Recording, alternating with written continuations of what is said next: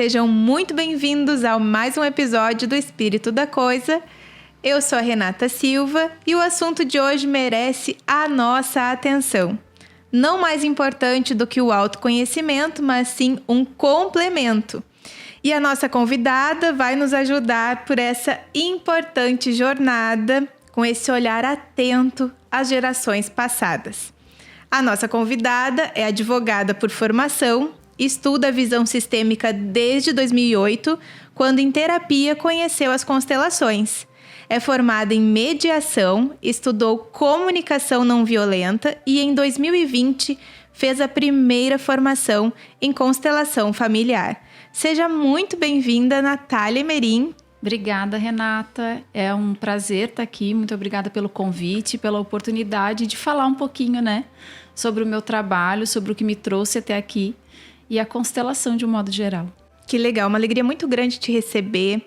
É muito bom a gente sempre conhecer ferramentas que nos ajudam nesse processo do autoconhecimento e do reconhecimento, de quem nós somos, de onde nós viemos. A gente sabe que existe o lado espiritual, Eu acredito que a gente nós fomos criados por Deus, Essa é o que eu acredito. Mas nós temos também um corpo físico, que veio de um pai, de uma mãe, de avós. Então, olhar para esse passado como pessoas realmente que tiveram toda uma história, nos trouxeram até aqui, isso tem uma bagagem muito grande, Muito.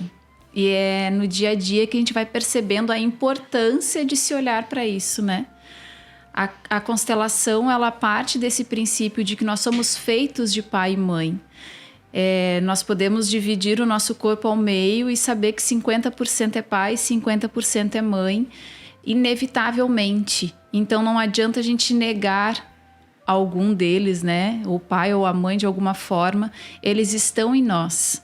Então, esse olhar para quem nos trouxe até aqui, na forma física, é extremamente essencial para o nosso processo de autoconhecimento. Ele é esclarecedor, eu diria. E como que surgiu as constelações familiares? De onde surgiu essa ferramenta? Não sei se tu chama de ferramenta, Como que surgiu e como ela tem ajudado pessoas nesse processo do reconhecimento, do autoconhecimento? Tá, a constelação, eu até trouxe o livro, para quem está assistindo através do vídeo, do Bert Hellinger, que é a autobiografia dele.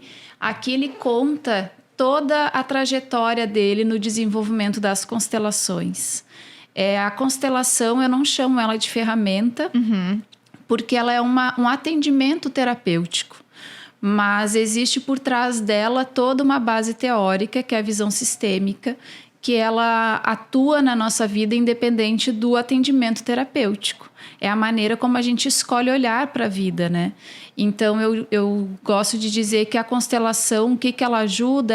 Ela vem ajudando as pessoas a terem maior clareza, a encontrarem o seu lugar dentro de um sistema familiar, a viverem com mais tranquilidade e leveza dentro dos seus conflitos. Porque conflitos vão existir, Inevitavelmente.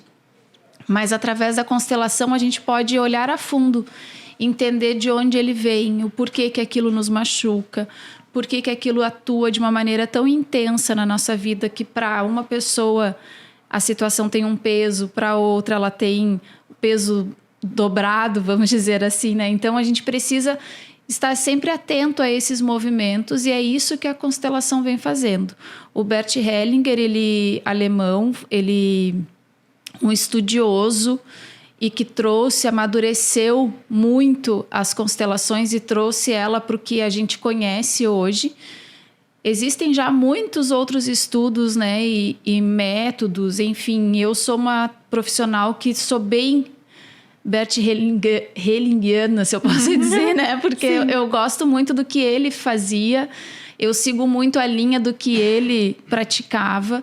É bem raiz, o meu atendimento, eu procuro ser bem fiel ao que ele trouxe. Sim. E ele foi observando muito o comportamento humano, as sessões que ele atendia, e as pessoas foram manifestando alguns cenários, algumas possibilidades dentro do comportamento e das relações humanas.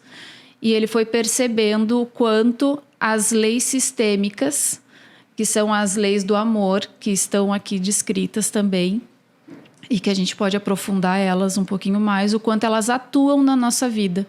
O que são as 3 leis do amor?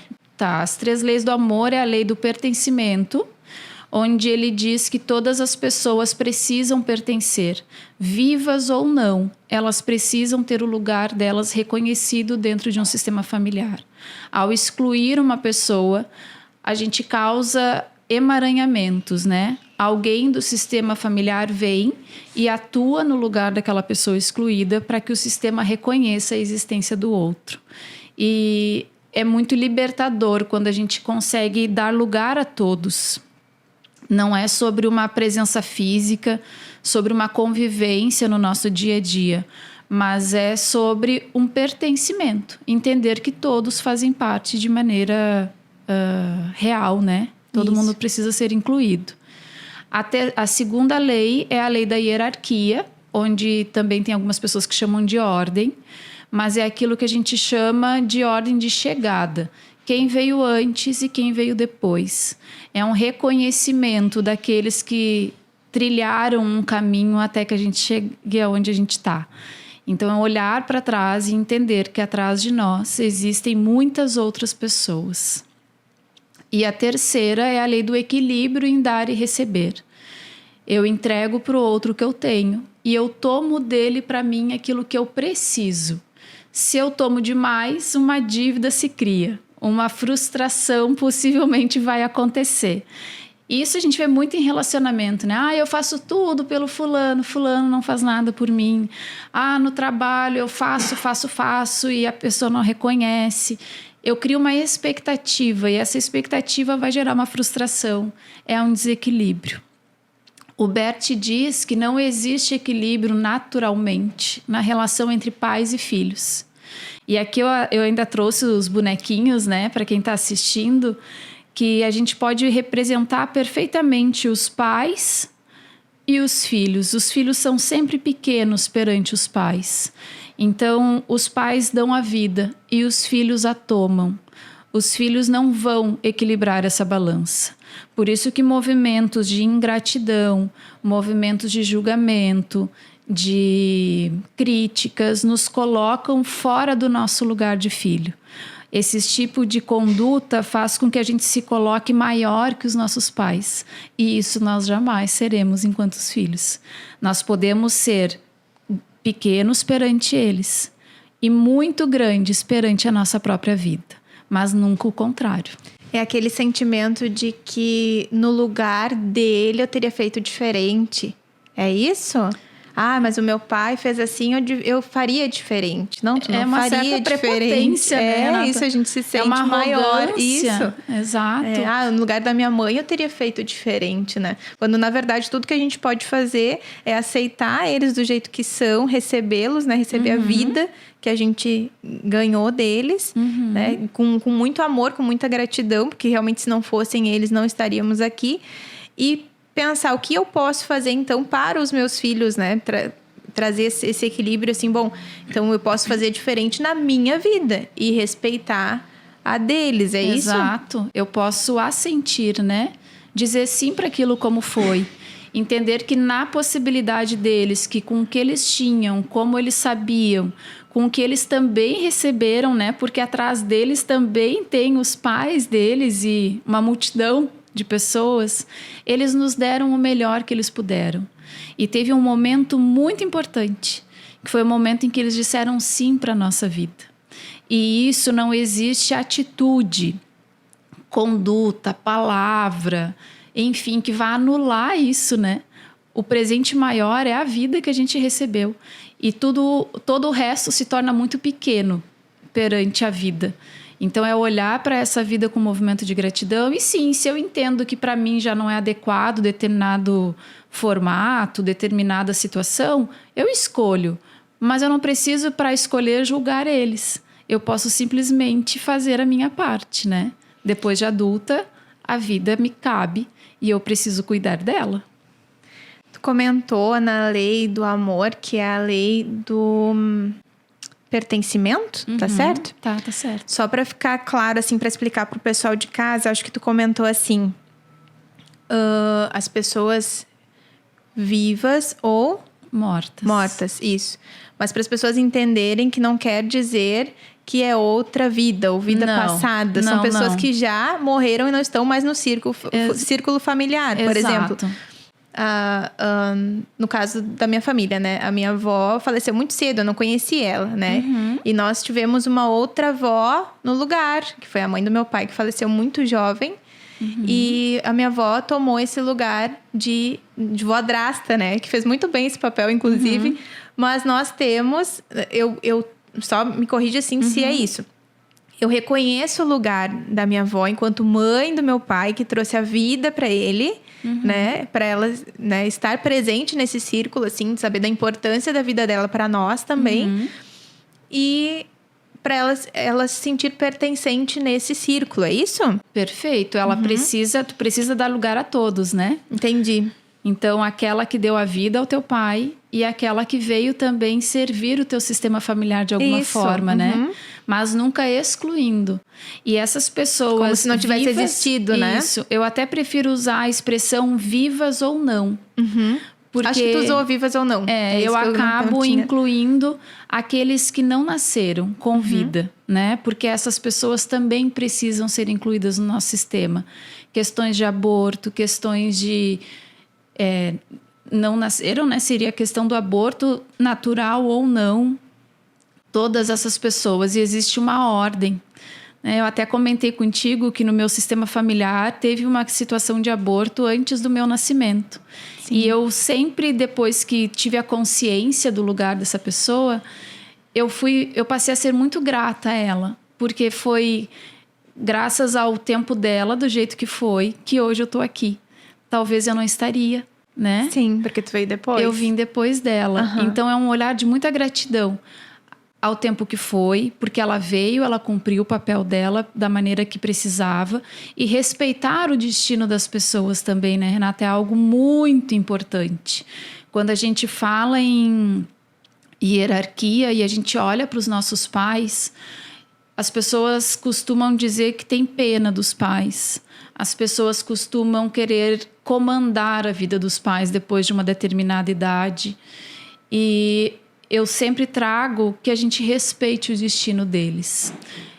Eu não vou deixar de fazer por eles, mas de que lugar eu farei por eles? Eu farei por eles do meu lugar de filha, atendendo às necessidades daquilo que eu sou requisitada, ou eu farei do meu lugar de superior deles, querendo coordenar e decidir por eles.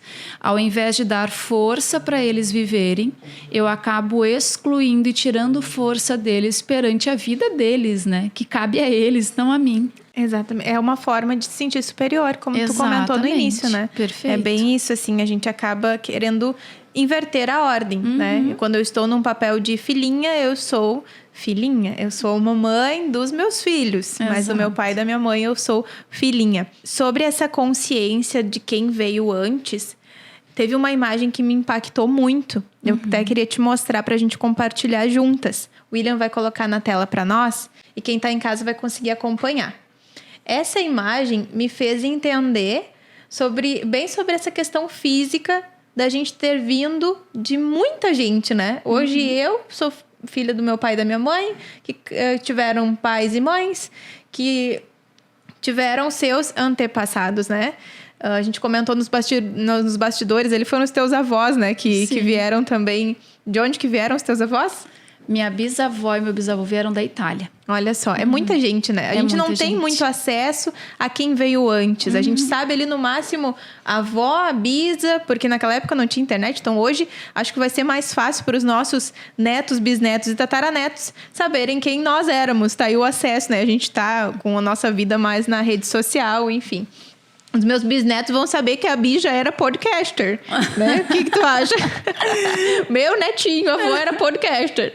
Então, vai existir uma geração além de mim, né? Pra frente, mas quem veio antes? Isso é muito interessante olhar para isso, para essa imagem, porque tiveram suas lutas, tiveram seus traumas, e às vezes a gente pensa assim, vou olhar pro meu pai e pra minha mãe, né, para o meu avô e para minha avó, imagino o que eles passaram, porque eu não tenho nem noção do que passaram, e a gente só consegue julgar, e geralmente a gente só faz julgar, por aquilo que a gente tá vendo, aquilo que é muito assim, que tá muito até embaladinho para presente.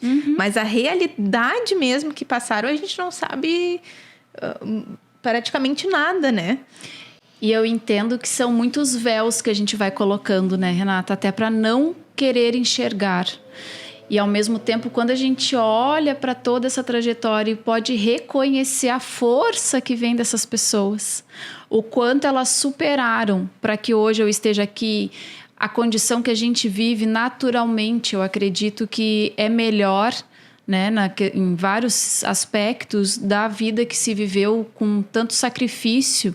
Eu penso que o sacrifício ele era muito mais presente na vida antigamente do que ele é hoje. E é reconhecer o quanto foi necessário. Isso me impulsiona, e eu procuro levar isso para as pessoas, a curar as minhas feridas também.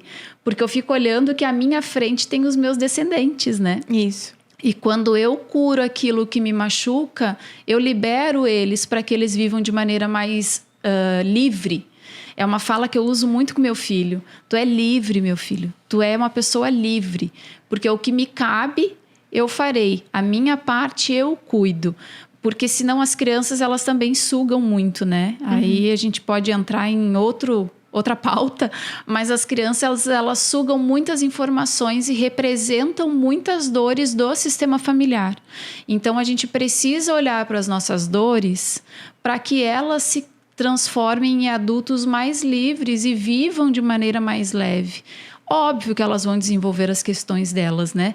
Mas a gente tem, enquanto adultos, a possibilidade de ir sanando as nossas dores. Perfeito. E essa imagem, ela é muito sobre isso, assim, ela é linda. A multidão que tem atrás da gente, né? E a gente não se dá conta muitas vezes. Que legal. E, Natália, a gente tá num papo muito legal, tô adorando tudo que tu tá trazendo para nós. É realmente, eu tenho certeza que é realmente muito novo para muitas pessoas, né? Esse olhar assim tão atento para gerações anteriores, olhar para o pai e para a mãe com tanto carinho, para os avós, né? Como a gente comentou, das suas dificuldades, das suas virtudes, e a gente procurar sempre fazer diferente para as gerações que virão, né? Para as nossas gerações, assim. E como é que tudo isso, toda a constelação surgiu na tua vida? Tu sendo advogada de formação, como que surgiu a constelação na tua vida até tu chegar onde tu está hoje? Então, a constelação, ela surgiu lá em 2008, né? Que eu fazia terapia, porque formada em Direito, estudando para concurso público, eu fui parar na terapia. Não era o teu perfil? Não era. E aí, lá na terapia, minha terapeuta, na época, consteladora familiar, me indicou uma sessão de constelação e eu fiz. E aquilo foi tão mágico para mim, Renata, porque eu digo que a constelação, ela é uma experiência. Tu precisa viver a constelação. Eu posso ficar aqui 2, 3 horas falando e nada vai ser mais efetivo do que a vivência, do que é a constelação, né? Enfim, lá em 2008 eu vivi isso. E foi muito transformador na maneira como eu olho para os meus pais antes daquela constelação e hoje é absurdamente diferente. E lá eu comecei a estudar muito para mim, assim. Estudei bastante, frequentava cursos que a minha terapeuta ministrava e fui estudar outras coisas. Trabalhei com meu esposo na área de produção cultural por quase 10 anos. E depois a vida me colocou num desafio, né, de uma gestação de alto risco que ia me desestruturar, eu acredito. Mas eu tive muita resiliência, muita serenidade. Esse foi sempre um pedido muito grande meu, para quem está lá me guiando, que é serenidade na vida, assim, sabe? Que eu saiba lidar da melhor maneira possível com o que eu tenho, com o que eu sou, perante as minhas dificuldades. E foi isso que aconteceu.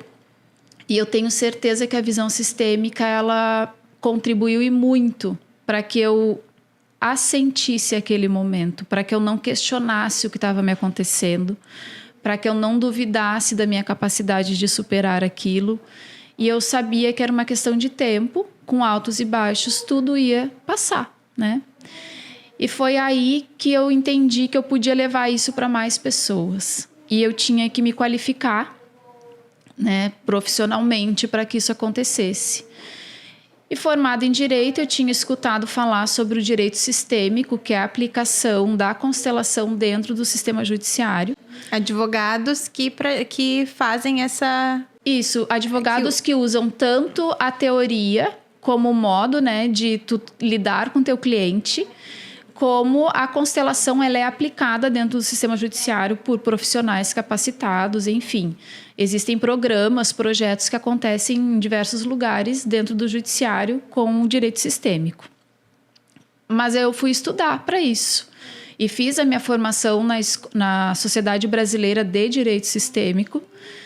E depois de lá eu tive 3 situações jurídicas, onde eu consegui colocar elas de uma maneira extrajudicial, uma resolução através das pessoas e não através da justiça, que é o que eu acredito, né? Eu acredito que a justiça ela só vem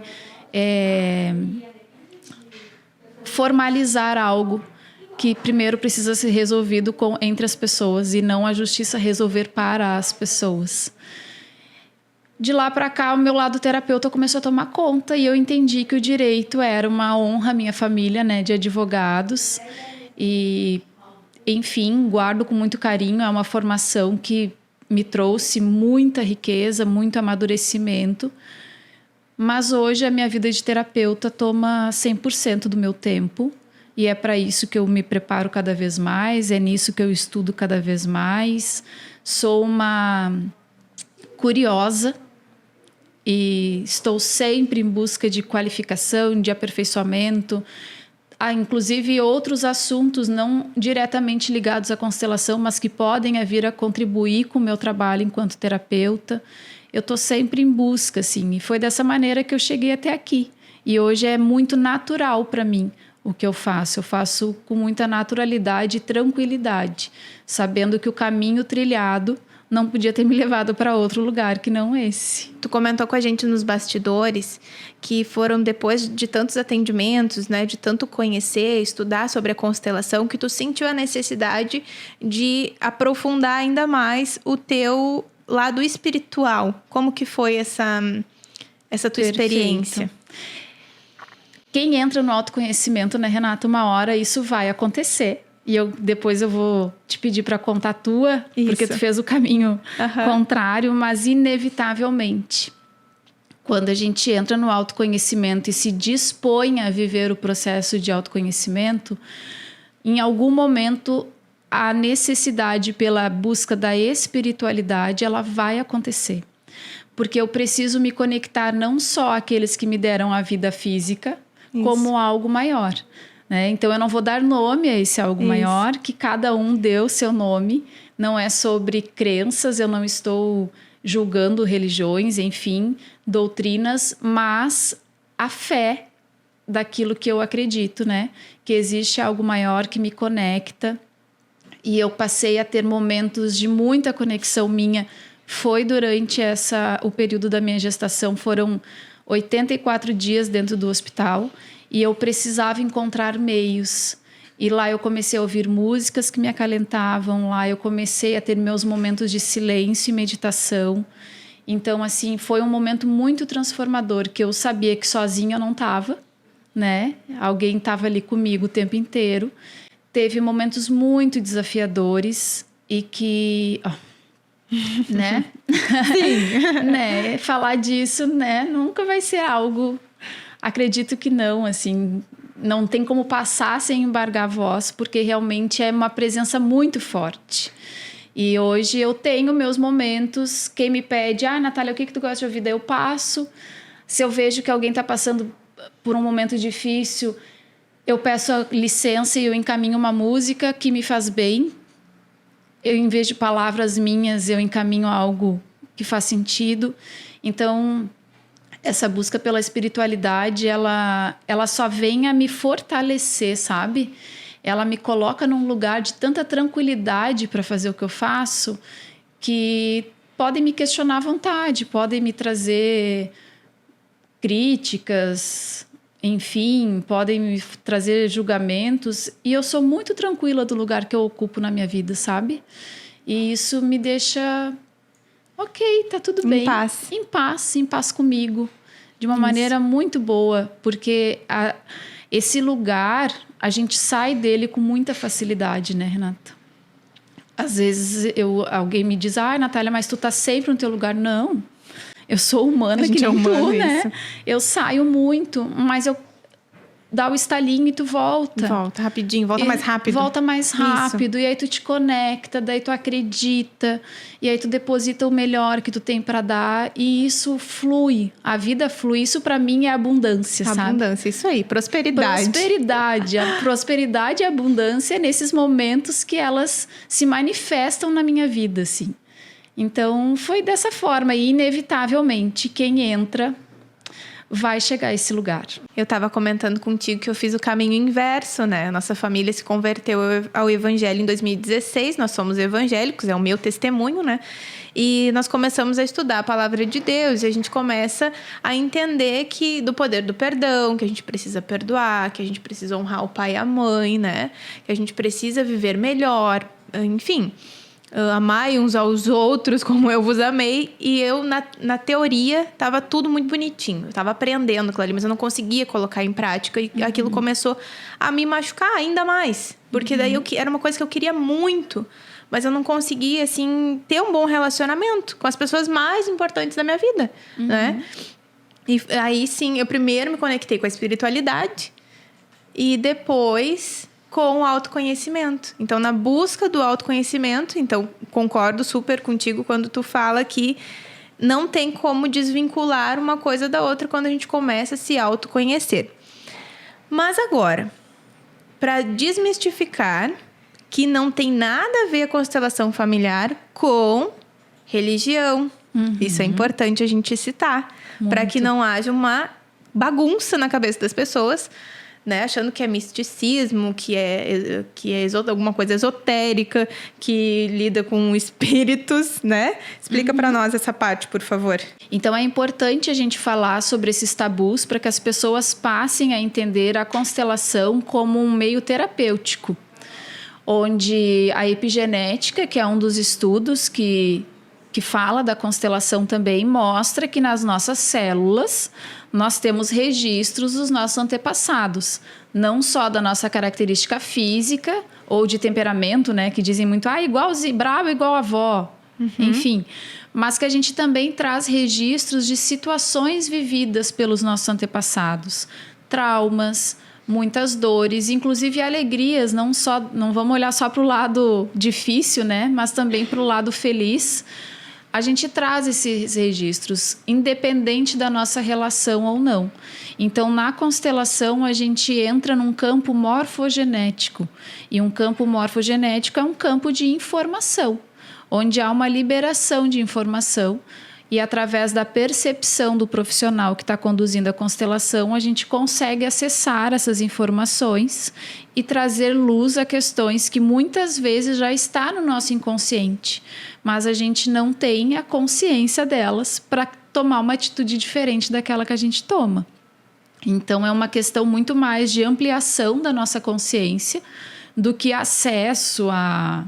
enfim, né, a outras vidas. Não é sobre isso, é sobre quem a gente é hoje e o que a gente traz do passado para o nosso presente. Nosso passado enquanto vivências, né, das pessoas físicas, né, que a gente não fique linkando com espíritos e vidas passadas, claro, né? Até, Renata, uma coisa que eu acho bem válido a gente falar, quando acontece fatos como a pandemia, fatos como o próprio ciclone que aconteceu aqui na nossa cidade há pouco tempo atrás, eu sempre me pego pensando nas gerações futuras, porque são momentos muito marcantes, né?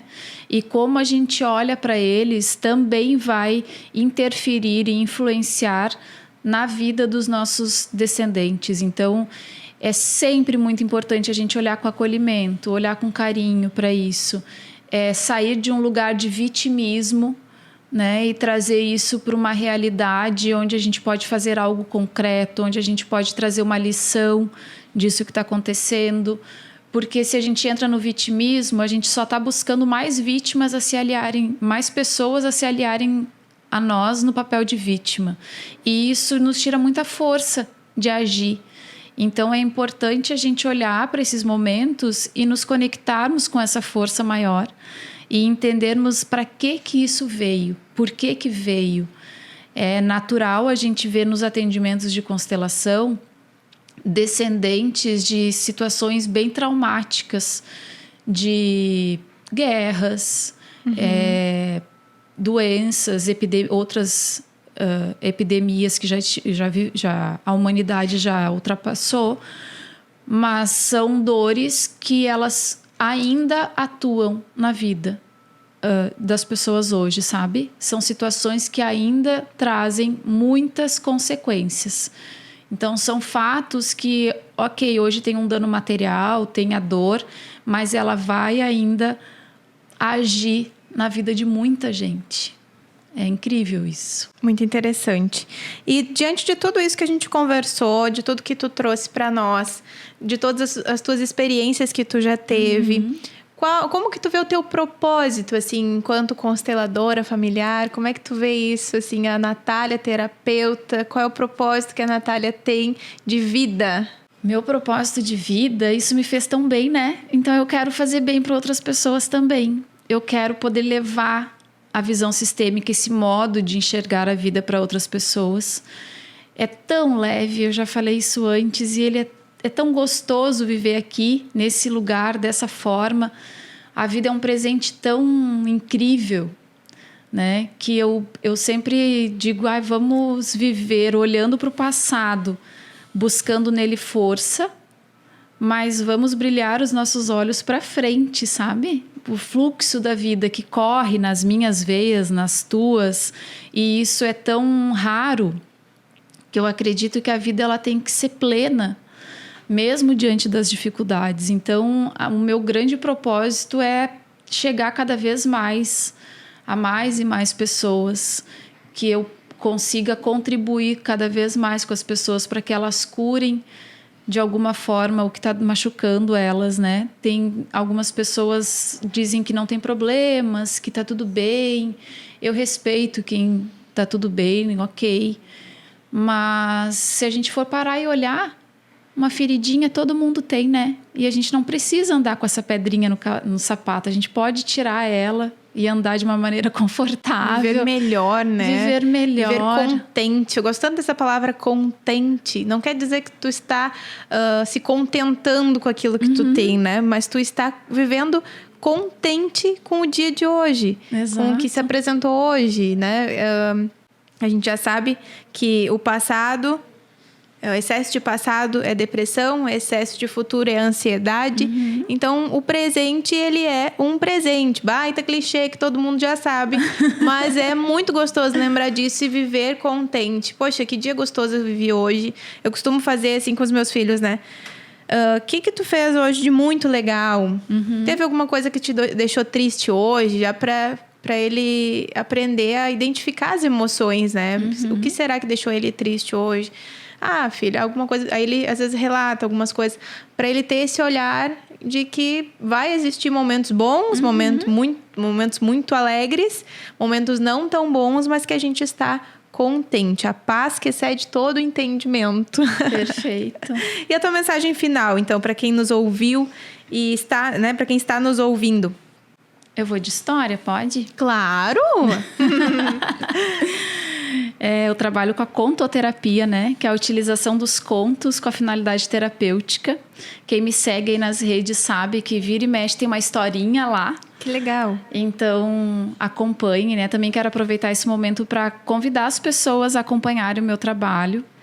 E estou sempre disponível ali na medida do que eu consigo, né? Não além do que eu consigo, mas na medida do que eu consigo sou eu retornando ali. E gosto desse contato, gosto de ouvir. Então, deixa ali o meu... Acho que vai aparecer ali o contato depois. Acho que sim. Qual é o teu arroba? É na S. Emerim. Na S. Emerim. Procura Natália Emerim ali no Instagram que vai aparecer. Já vai aparecer. Isso. E aí pode acompanhar os contos. Exato. Então, vamos lá. E muita coisa que tem ali também. Legal.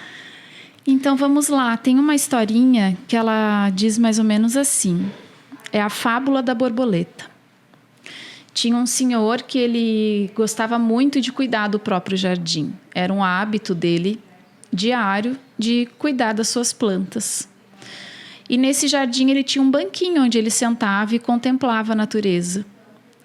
Certo dia ele chegou ali e próximo onde ele estava tinha um casulo. E ele ficou observando esse casulo. De dentro desse casulo tinha uma força que se movimentava. Ele percebia que alguma coisa ali acontecia. Ele observou mais um pouquinho. Foi quando ele resolveu dar uma ajudinha. E aí, com um instrumento que ele tinha ali no momento, ele começou a mexer naquele casulo. E foi quando o casulo foi se abrindo e dali surgiu uma borboleta. Mas a borboleta não voou. A borboleta ficou ali caidinha, com as asas não tão coloridas, sem força para voar. E ele mexia na borboleta tentando fazê-la voar, mas ela não voou. Foi quando ele se deu conta do que ele tinha feito. Ele tinha interrompido o processo daquela borboleta. E assim a gente costuma fazer muito na nossa vida, né? Ao invés da gente cuidar do nosso processo e termos paciência conosco, a gente vai lá dar uma cutucadinha no processo do outro. Então, eu termino hoje com essa mensagem para que a gente tenha paciência e muita serenidade nesse processo, que a gente tenha maturidade também para entender que o nosso movimento vai depender só da gente, que nós precisamos estar disponível para ele. E se você não está hoje, está tudo bem, né? Não há uma obrigação, e sim há uma condição, eu diria, de que todo mundo tem o seu tempo e que a gente respeite o tempo do outro e principalmente respeite o nosso tempo. É isso, Renata. Muito obrigada. Que coisa linda, eu que agradeço, Natália, tua disposição de estar aqui conosco, de ter trazido esse assunto tão importante, tão novo para algumas pessoas, né? E trazer essa consciência mesmo de como que o teu trabalho pode ajudar muitas pessoas, né? Que estiverem dispostas a se descobrirem um pouco mais. Agradeço a todos que nos acompanharam nesse episódio. Muito obrigada por ter assistido até aqui. Curtam as nossas redes sociais, AlmaCast no Instagram, no TikTok.